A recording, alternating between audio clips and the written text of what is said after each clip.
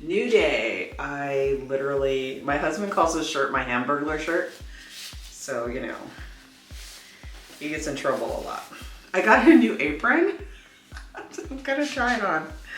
This is the first try on with this apron. I kind of wear it high because I thought it was one that had like the whole thing, but it's not. So cute. And I was like, I want a pink apron with flowers and stuff, so I got it.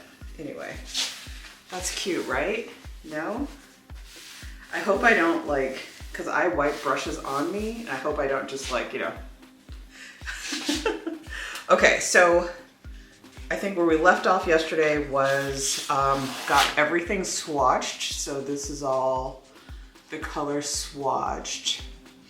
And now I'm so bad. I actually bought more colors last night because I thought I needed them. But now I think we should just go into making the palette itself. Also, I want to shout out this brush. It's a Utrecht 6150 size 1.5 or a half. I guess this is a half. Really liked swatching with that brush. So good. So let's start with, so we're gonna do it this way. And this white that I put in yesterday is completely dry. So it's in there. I put a lot in because this white was one of the colors that I had to refill.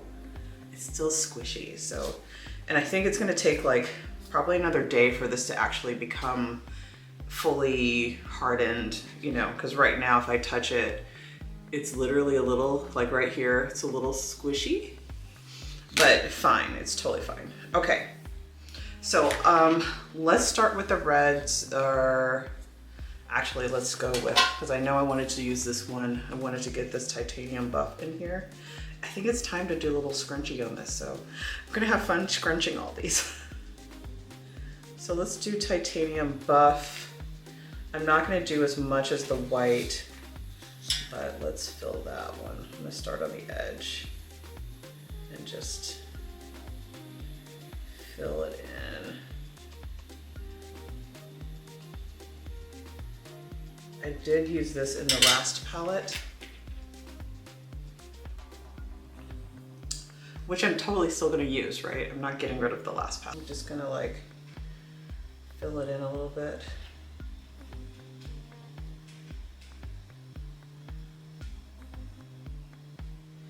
I'm not so much worried about it being flat as hoping that it will adhere fully to the pan.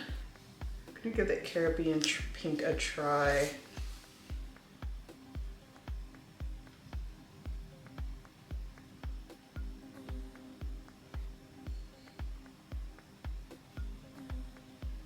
In the red area, because then it gives me a good, like, I feel like this is good, a good kind of middle. It's not warm or cool. It's just it's in the middle. And then this one's more cool. And then the quinacridone is more warm. And the magenta is definitely more cool. So I think that's a good mix of pinks. Okay. Pinks and reds. Should I be worried that there's no like true red in there? I'm gonna put them all in there and then get to the loud part. So this is the quinacridone. Ooh, that's very, very loose. Yeah, magenta. But look at that, that's really good, like warm and cool. Reds. It's interesting the formulas because the pink, the Holbein pink, is it's a very like tight. It doesn't move at all. It's like a whipped cream right before it turns into butter. Mixing colors. Okay. Let's go on to yellow. Oops. This one is a little bubbly. Just scooch you over. There we go.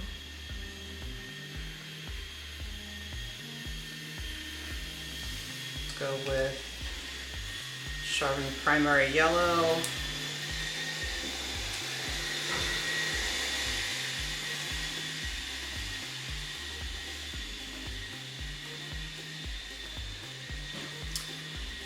The real test is if anything gets crackly, because if it gets crackly, I just replace it. I can't do crackles. Yeah, that's a good group of yellows.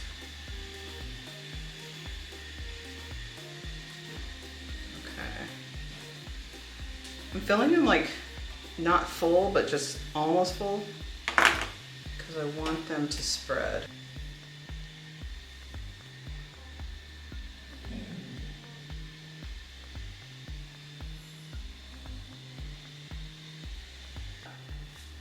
Maybe a little.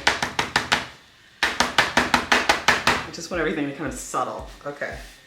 All right, and then my orange, which probably should go on the row above, but we're not talking about that right now.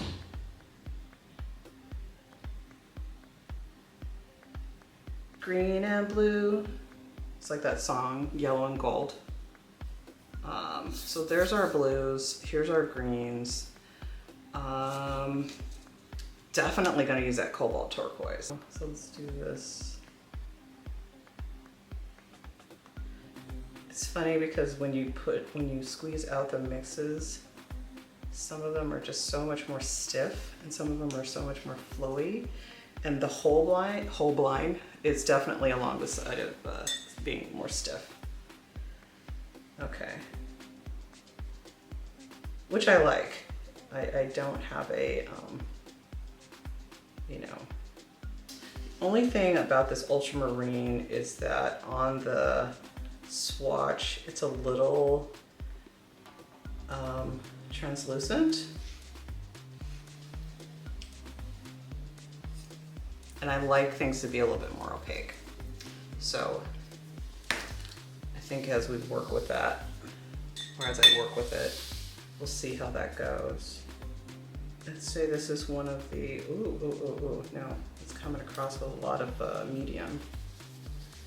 Let me just mix it up a little bit.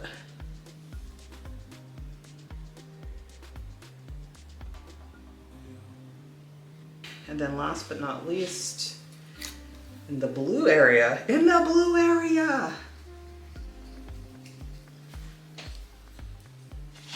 gonna do azure blue.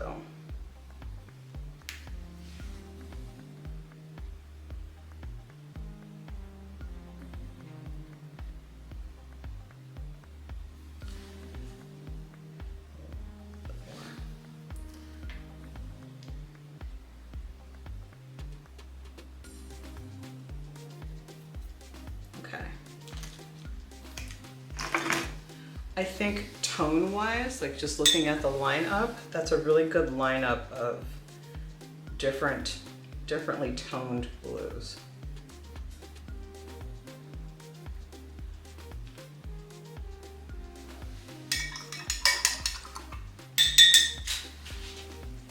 I'm not gonna become bored with that. So just looking at the lineup, I think I like that. It's not like they're all the same blue and I'm tricking myself into thinking they're all good. Let's do green.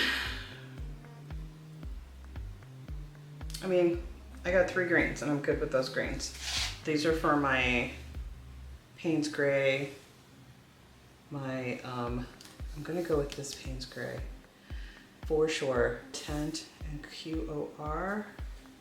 Okay, so we know we're gonna do Payne's Gray, a ton of Payne's Gray. So this one and Mars Black are gonna share a pan. Then you have your Sepia, okay, so Sepia and Rossiano, those two are gonna share a pan. Okay, and now my greens. I'm seeing in my past palette, I had the green, but I only had one little tiny sliver of green. So we're gonna go for more green. Oop, I'm falling apart. I've become undone.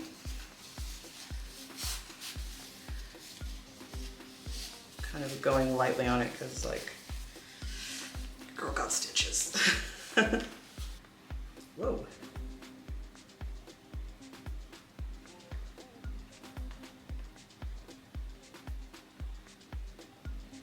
Okay. Okay. Next is gonna be the phthalo, because it looks like phthalo is a little lighter than the permanent. Maybe lighter is the wrong word. It's like less rich. Okay. Ooh, that's a nice, look at that. When you squeeze it out, it's beautiful. Oh my. Oh my. Okay. So that looks gorge.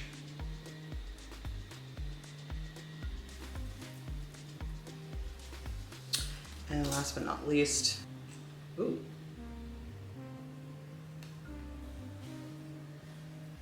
One of my biggest things that I love is when I run out of supplies and I have to buy something new. Because like, I used to just not paint at all, you know, or I would paint so sporadically that like years would go by and I would never run out of supplies. So making palettes and getting to a point where I'm like, oh my God, this palette is running out. And I'm like,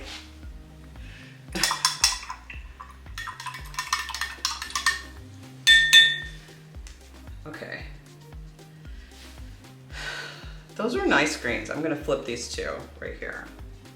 Let's see, so here's how the palette is shaping up now. I really like it. Okay, so now for all of those crazy colors. So what I did was, I'm gonna share some pans here. So these two will share a pan, these two will share a pan, these two will share a pan. So 1, 2, 3, and then this one will be by itself.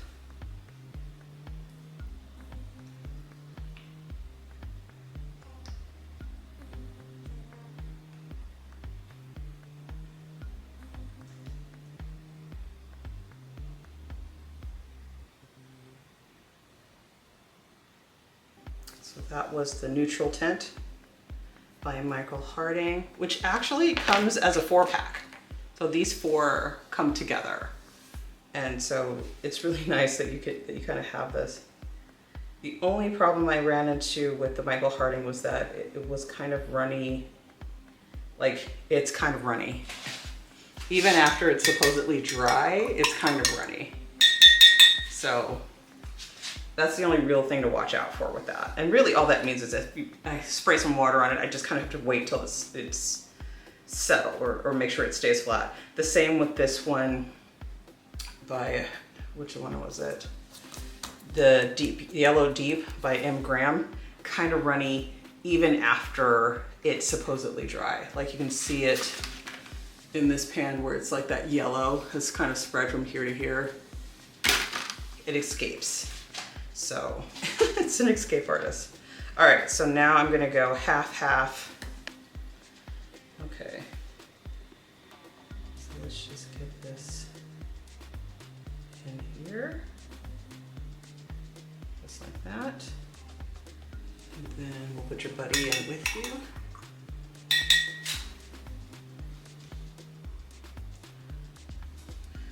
Okay. Put your buddy in here, right next to you.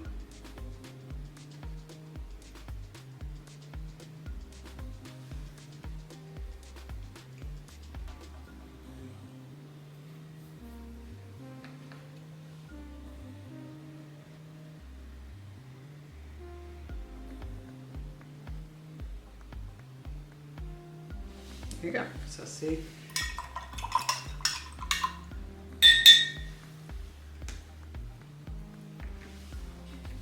There we go. Now you can see them together. That's my, that was burnt sienna and burnt umber. So 2 burnt colors together. Now we're gonna go raw sienna and sepia. So I'm gonna go turn it this way so I can get better access.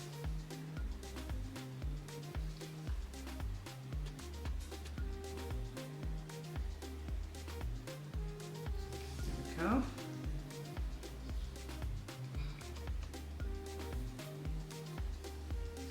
So it's raw sienna.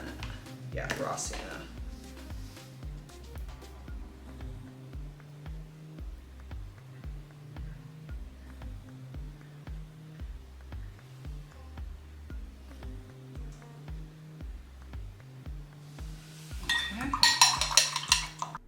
And now we're switching to voiceover because something went really weird with the video. I literally must have hit something on the camera because it's recorded everything in like 8 times slow motion.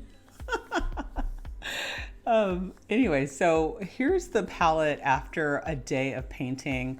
I took it out because I wanted to give it a test run, and what happened was 2 of the colors that I kind of knew.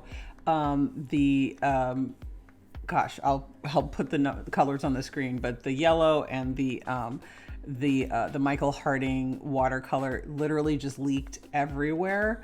So I kind of had to perform some surgery to first clean up the spillage. I don't know, it's not spill, it's kind of oozed. So I kind of had to clean up that ooze. And then I had to reconfigure the palette a little bit because obviously long term having those kind of spill everywhere is just not going to be the right vibe.